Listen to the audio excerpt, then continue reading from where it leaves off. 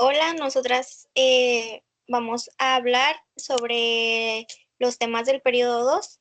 Mi nombre es Esmeralda, mi equipo está conformado por Italia, Valeria y Saraí. Y a continuación, Italia va a empezar con los temas. Gracias, Esmeralda. Vamos a hablar explicando un poquito sobre los temas del periodo 2 que vimos en clase. Voy a compartir una pequeña presentación que hicimos para explicar dichos temas. ¿Ok? Muy bien. Entonces, vamos a hablar acerca primero de la disfunción cerebral mínima en niños. Básicamente, esto se refiere a los niños que tienen una inteligencia normal, pero que tienen algunas alteraciones mínimas cognitivas o motoras. Se puede deber a algunas leves lesiones en el sistema nervioso.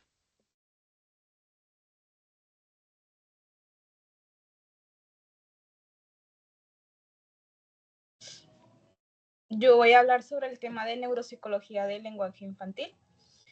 Para dar una introducción, el lenguaje es una función cerebral compleja que surge gracias a la especialización de distintas áreas del cerebro y es muy fundamental en el desarrollo cognitivo infantil.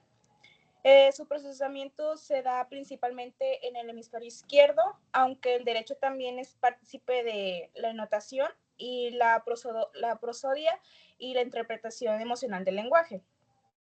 Por primero son los componentes cerebrales del lenguaje. El primero es el lenguaje expresivo, que es hablar y escribir, y este está ubicado en el lóbulo frontal, que se encarga de planificar, coordinar y ejecutar la producción del lenguaje. El área prefrontal, este regula la motivación y la planificación del habla y la escritura también. Y este está conectado con el sistema límbico, lo que permite el control consciente del habla. El área de Broca, esta área está situada en la parte posterior del lóbulo frontal izquierdo y es clave para la producción del habla y la escritura también, y su lesión puede causar afasia. Y la corteza motora primaria, que este controla los movimientos necesarios para la articulación de palabras y la escritura. Como segundo subtema es el lenguaje receptivo, que esta es la comprensión del lenguaje y este se encuentra en los lóbulos temporal, occipital y parietal. Y este permite la interpretación del lenguaje hablado y escrito. Y aquí se encuentra el lóbulo temporal, que contiene las áreas de Heschel y Wernicke. Están encargadas del análisis y síntesis de los sonidos del habla. El lóbulo occipital, este es responsable de la identificación visual de las palabras escritas y su significado. Y el lóbulo parental, que está integra la información visual y auditiva, facilitando la lectura y la escritura. ¿Me puedes dar a la siguiente, por favor?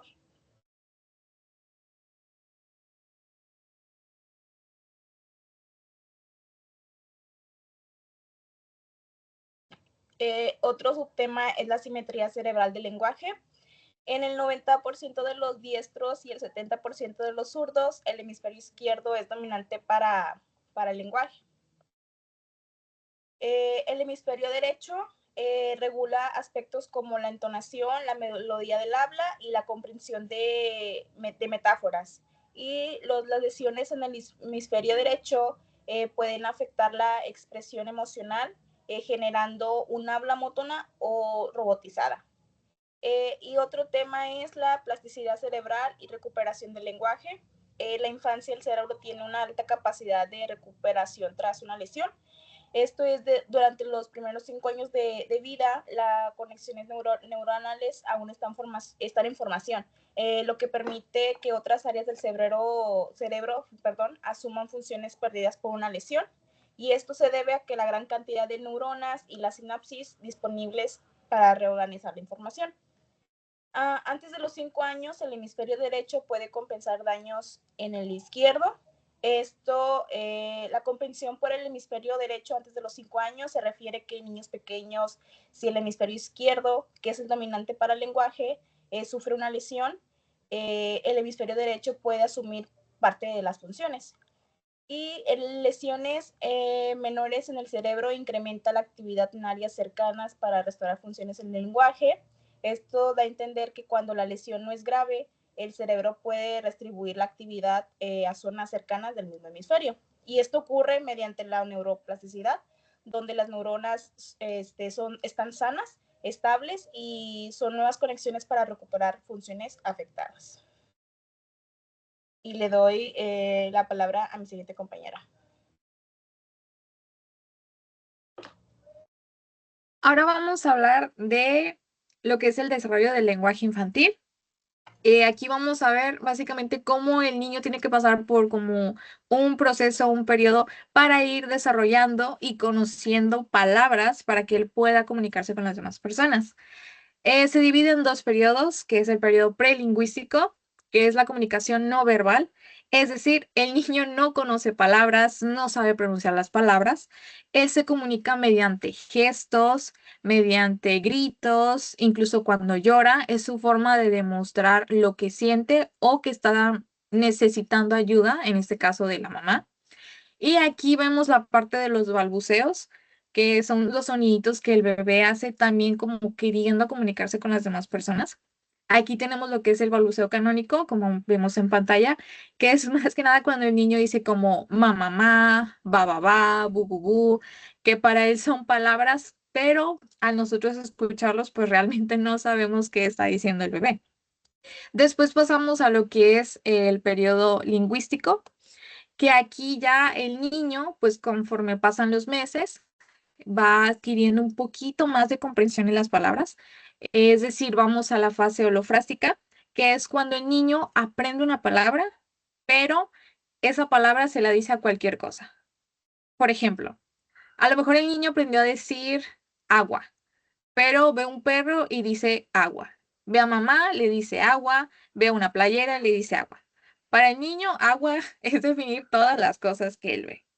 Entonces, después de esta fase, vamos a la siguiente fase, que es la locutoria, que también aparece en pantalla, que aquí, ya después de pasar la primera fase, el niño ya aprende a distinguir la palabra, es decir, ya sabe que el agua es agua, no el perro es perro, como que ya sabe la diferenciación de los objetos, de las personas, y pues conforme pasan los meses, pasan los años, pues el niño ya puede tener una conversación un poquito más formal, es decir, ya le puede decir a lo mejor a mamá que le duele el estómago, que está triste.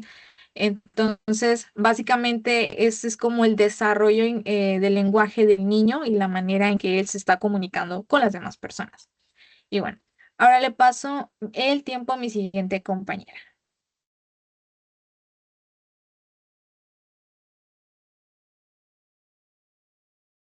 Ay. Bueno, yo voy a hablar sobre los trastornos del lenguaje infantil. Bueno, se divide en dos, que son trastornos primarios, los que son los problemas en el lenguaje no relacionados con otros problemas sensoriales, como los motores, cognitivos o afectivos que lo justifiquen.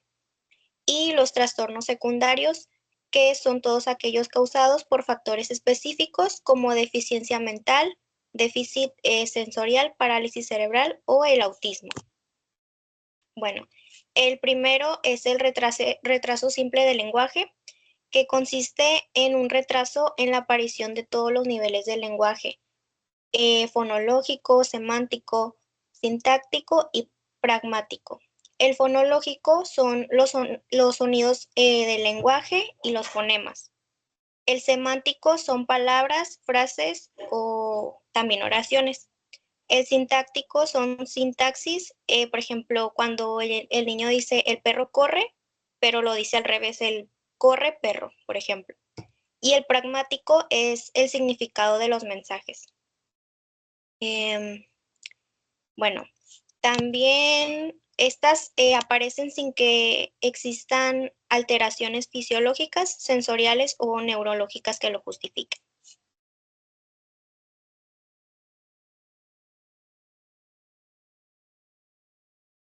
Por otro lado, tenemos la disfasia del desarrollo, que es un trastorno primario en el que el lenguaje expresivo y comprensivo poseen un desarrollo anormal sin que pueda relacionarse con factores ambientales, sensoriales, cognitivos o emocionales. También se le ha denominado como afasia congénita y que es un retraso idiopático del lenguaje, afasia idiopática y audiomudez o afasia del desarrollo. Las dos posturas sobre el problema, pues el problema es producido por disfunción cerebral en fases tempranas del desarrollo y también que hay consecuencia del retraso en maduración cerebral en áreas específicas del lenguaje.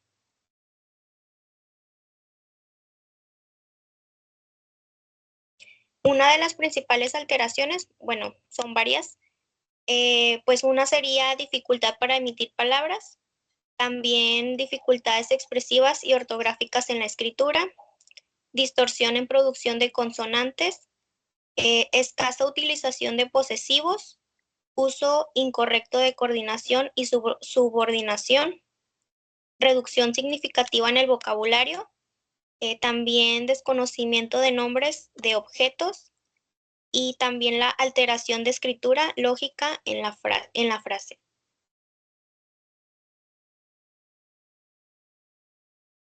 Por otro lado está la afasia infantil, que es un trastorno en el desarrollo del lenguaje por lesión cerebral adquirida. Frecuentemente presenta trastornos de la expresión del lenguaje, pues afecta a la región de control motor del cerebro. Algunas de las principales causas son los trastornos cráneoencefálicos, que afecta tanto a los huesos del cráneo como al tejido cerebral, y los trastornos vasculares en la región perisilviana, que son problemas en los vasos sanguíneos.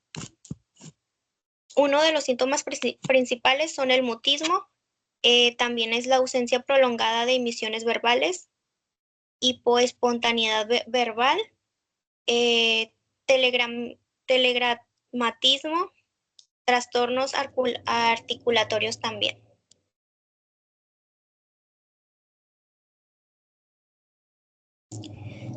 También tenemos el trastorno del lenguaje infantil, que son las alteraciones del habla normal que afecta el ritmo lingüístico, grado, forma, intensidad y tiempo, cantidad y calidad, dificultando las posibilidades de expresión oral del niño.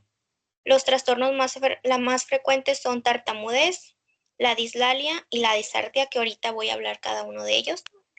El primero es la tartamudez, que es un trastorno de la fluidez del habla por interrupciones voluntarias, que son cuando los niños se traban mucho en decir o se quedan como que en la misma palabra. También tiene tipos, que es la tónica, que es una interrupción del habla en su inicio, la clónica, que es emisión involuntaria de sílabas, y la mixta se presenta con bloqueos y repeticiones.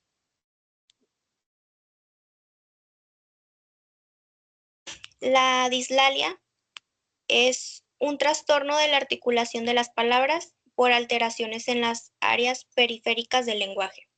Se pueden clasificar en dislalias funcionales, se debe a alteraciones funcionales en los órganos periféricos. Los fonemas que más se presentan frecuentemente se ven afectados en la R, la S y también la L, y suelen desaparecer antes de los 5 años. Si la estimulación o el bilingüismo puede ser factores que intervienen. También tenemos la disartria, que es un trastorno del habla por dificultades en la alteración y pronunciación de palabras. También se ven afectados algunos músculos como los labios, la lengua, la mandíbula y la laringe. Aquí hay dos tipos, no tres. Es la espástica, que es la lentitud en el habla y la emisión de frases cortas, con voz ronca y tono de voz bajo y monótono, por lesiones en la neurona motor superior. La flácida es voz nasalizada, volumen bajo, intensa fatigabilidad y trastornos en la deglución, que el trastorno de la deglución son dificultades para tragar alimentos líquidos o la saliva. y la atáxica, que es la habla escandida y lentitud articulatoria con hipotonía, disfunción de faringe, voz áspera y monótona por afectación en el cerebelo, perdón. Y sigue mi compañera.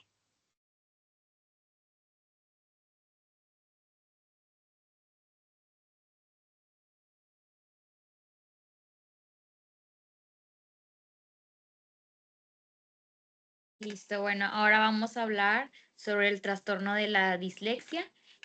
Para empezar, la dislexia viene siendo un trastorno de aprendizaje que afecta la lectura y la escritura de los niños. Este viene siendo el reconocimiento y la dificultad de las palabras, la dificultad de comprensión, que ya es cuando los niños, no sé, cuando se dificultan en escribir o confunden las palabras. Casualmente siempre las confunden, en vez de poner la P, ponen la B y ese tipo de cosas. Algunos de estos síntomas de la dislexia, como lo comenté, es la dificultad del procesamiento de la información, las habilidades y la velocidad del procesamiento. También tenemos las habilidades motrices, la percepción visual y auditiva y la memoria a corto plazo.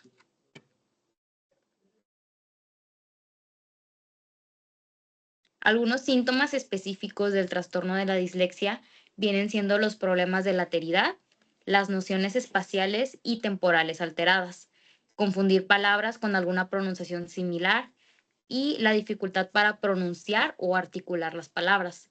También transponer las letras, cambiar el orden o invertir los números.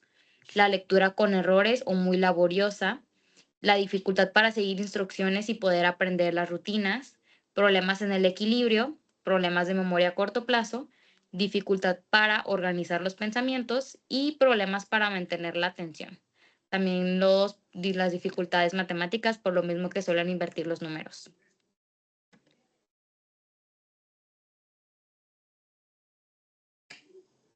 Okay. Tenemos dos tipos de dislexia. Como primera viene siendo la dislexia adquirida, que esta viene siendo derivada a una lesión específica, y la dislexia evolutiva.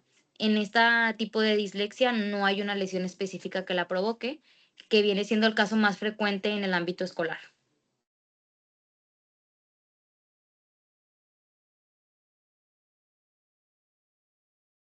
Okay.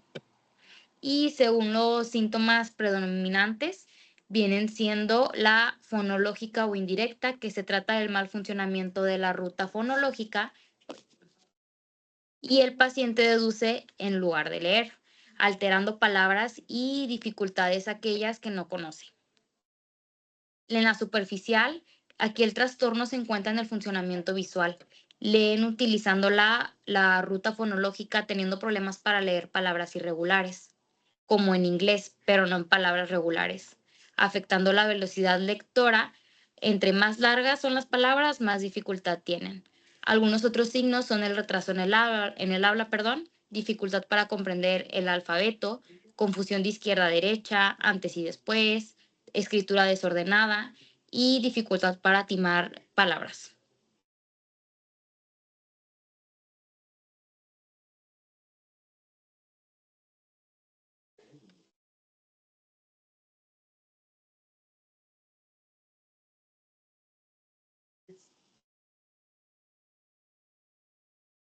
Bueno, y esto sería todo del tema de mi parte y de mis compañeras.